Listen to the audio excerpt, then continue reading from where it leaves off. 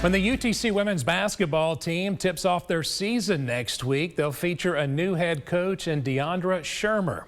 Coach D is looking to pick up where the previous coach left off as Chattanooga won back-to-back SoCon titles. I wanted to make sure that we bring champions back to this program. Yeah, Coach D was not afraid to step into the Mocs' rich tradition. Being the competitor that I am, I wanted to be a part of a championship culture, and I wanted to be a part of a community that really embraces women's basketball. After getting the job, Schirmer met former Mocs coach and Hall of Famer Jim Foster. One of the stories that I heard when I first came here to Chattanooga was how Jim Foster never had a desk. And so when I got into my office, they're like, yeah, when Jim Foster was here, he didn't even have a desk. He'd just sit there. And I asked him about that, and he said that he really wanted to make it about the players and about the relationships.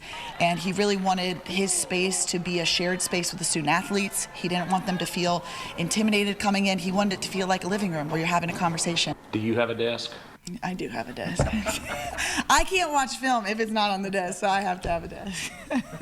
During her 5 seasons at Valdosta State, Schirmer posted an impressive 114-31 record with an offense that's nowhere near as stationary as a desk.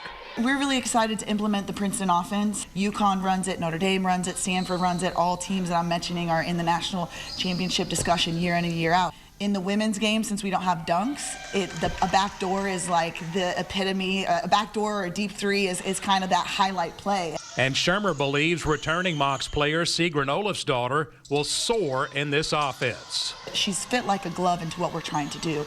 And I think her versatility when it comes to being able to bring the ball up, being able to shoot the ball from deep, being able to move without the basketball, post up, and then her defensive know-how has really made her one of our key pieces to the program this year.